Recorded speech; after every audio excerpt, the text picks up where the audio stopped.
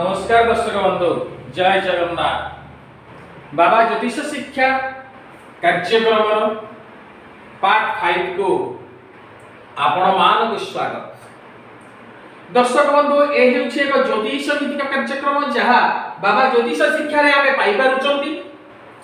आज आपण मान पई आमे रखिछु बाबा ज्योतिष शिक्षा रो पार्ट 5 नंबर पार्ट। ए पार्ट रे बा ए अंश रे आज आमे जानिबा ग्रह मानकर दृष्टि बाबद रे।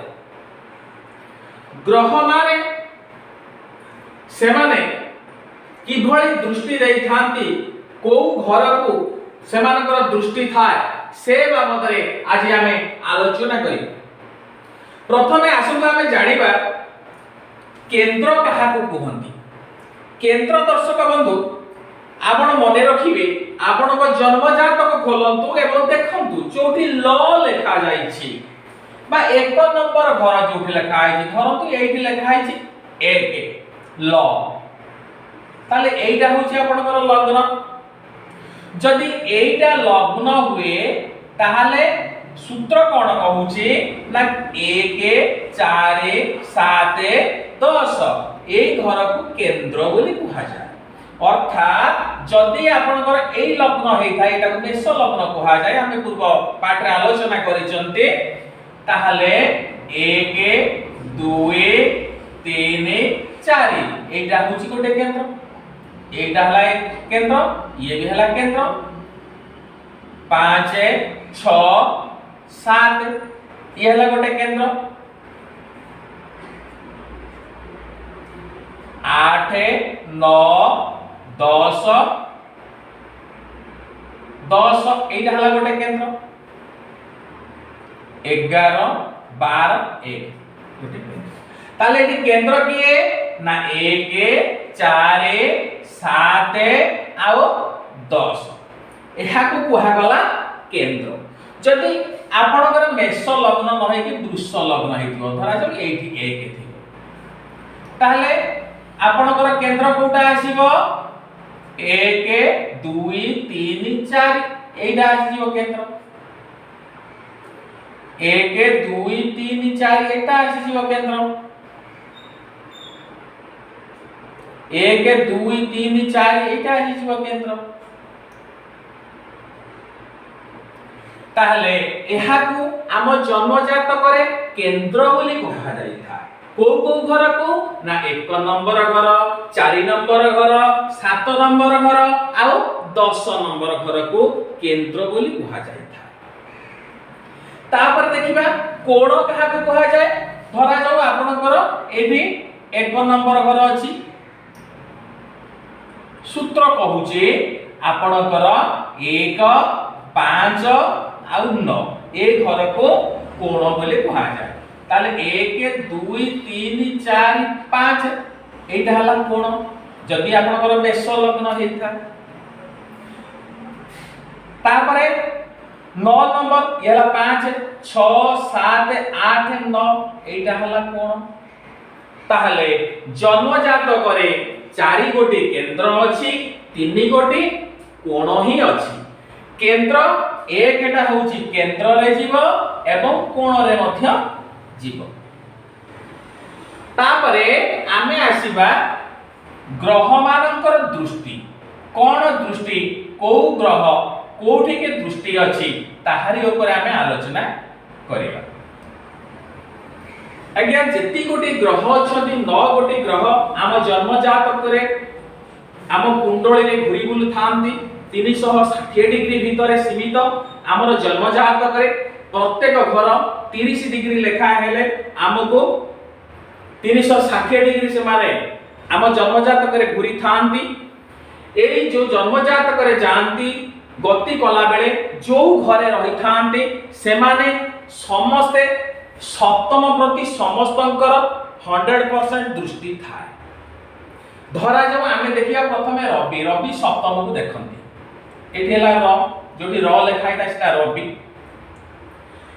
रवि जदि एठी अछंती तार 180 डिग्री ए घर को सिए दृष्टि देई थांती। 7 नंबर घर जोटा एक एंटी क्लॉकवाइज आमे जदि गणिबा 1 2 3 4 5 6 7 सप्तम घर को दृष्टि देता जदि एठी रवि थांती ताले यार सप्तम घर होची एका एठी की दृष्टि देता 1 2 3 4 5 6 7 ताले रविंकर सप्तम दृष्टि अछि एवं चंद्रकर सप्तम दृष्टि अछि धरा जाऊ एठी च अछि चंद्र सेमति चंद्र सप्तम को देखंती एठी की देखंती जदि धरा जाऊ एठी च लेखा आइछि एठी की दृष्टि दियंती सप्तम घर 180 डिग्री रे सीधा से ताकर दृष्टि अछि किंतु मंगल को जदि आमे देखिबा मंगल मने करंतु एठी अछंती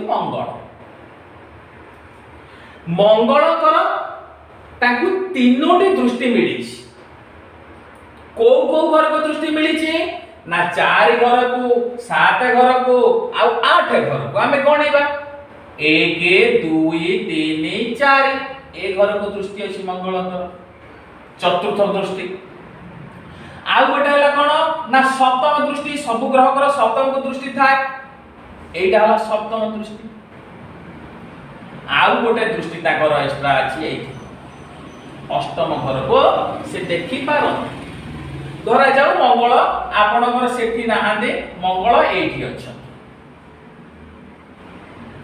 ताले मंगल कोठी दृष्टि दउचंती सूत्र कहूची 4 नंबर 7 नंबर 8 नंबर घर को दृष्टि दियंती ताहले एठी 4 नंबर घर कोटा 1 2 3 4 एठी की दृष्टि दियंती 7 नंबर कोटा ना एटा हला 7 नंबर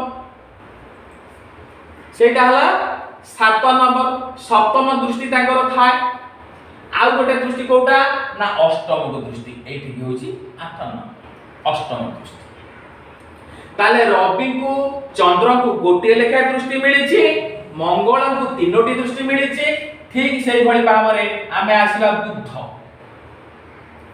बुधकर एठी लेखा है धरा जाऊ बुध कहा को दिए दृष्टि ना सप्तम को ही केवल ताकर दृष्टि थाए तापर आसीबा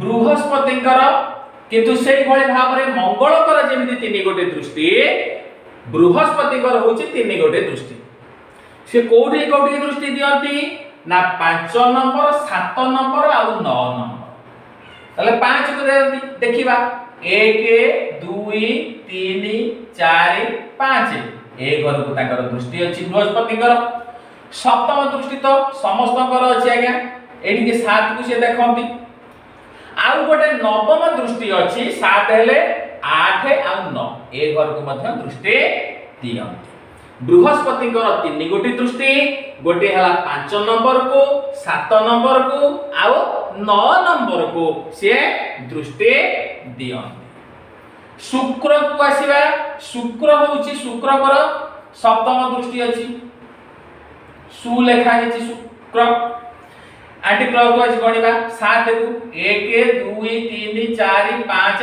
6 7 एठी के ताकर दृष्टि अछि शुक्रकर आउ कोन तापर आसीबा शनि कर दृष्टि किंतु 3 गोटी आमे देखुचंती रविकर गोटिए चंद्रकर गोटिए दृष्टि बुधकर गोटिए दृष्टि सुनिले शुक्रकर गोटिए दृष्टि सुनिले मंगलकर 3टी बृहस्पतिकर 3टी एठी शनिकर होची 3 गोटी दृष्टि से कोठी की दृष्टि देथांती ना प्रथम दृष्टि होची ताकर 3 नंबर को प्रथम दृष्टि 3 नंबर माने एटा अछि 1 2 3 नंबर को दृष्टि दियंती तापरे कोठी की दृष्टि दियंती ना सप्तम घर को 7 नंबर घर को समस्तकर दृष्टि अछि शनिकर मध्य होची 180 डिग्री से मध्य दृष्टि दियंती आ गोटे दृष्टि होची 10 नंबर ताले 1 2 3 4 5 6 7 8 9 10 ए घर का दृष्टि दियंती ताले शनिकर होची 3 गोटी दृष्टि कोउटा ना 3 नंबर 7 नंबर आउ 10 नंबर 3 गोटी दृष्टि 3 नंबर 7 नंबर आ 10 नंबर को ही शनिदेव दृष्टि देई था। तापर आसीबा राहुदेव। राहुदेवकर दृष्टि मध्य ठीक से भले भाव रे 3 गोटी दृष्टि जोटा कि बृहस्पतिकर जहा दृष्टि अछि राहुकर ठीक से दृष्टि ही अछि। धरा जाऊ राहु एई घरे अछि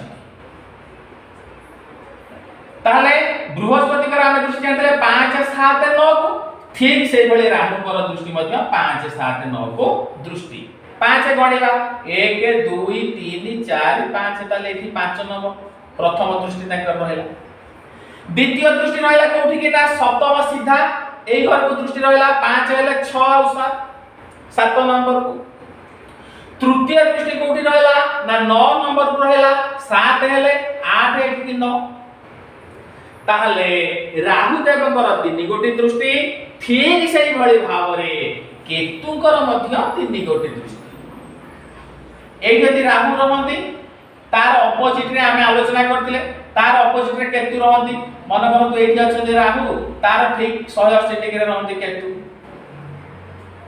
ताहले केतुकर ठीक सेही भली 3 गोटी दृष्टि गोटे हला 5 को 7 को आ 9 1 2 3 4 5 एई घर को से दृष्टि दियंती। तापरे सप्तम दृष्टि रे एठी की दृष्टि दियंती आउ गोटे नवम रे एठी ही दृष्टि देथांती ताले एठी 7 हेले एटा हला 8 एटा हला 9। ताहले आजि हमें जानिले जे मंगल बृहस्पति शनि राहु आउ केतु ए ग्रहकर 3 गोटे लेखाय दृष्टि अछि किंतु रवि चंद्र बुध आउ शुक्र एई 4 गोटी ग्रहकर केवल सप्तम दृष्टि बा 180 डिग्री को दृष्टि अछि। आउ गोटे कथा आज्ञा सबु ग्रहकर 180 डिग्री को सीधा दृष्टि थाय।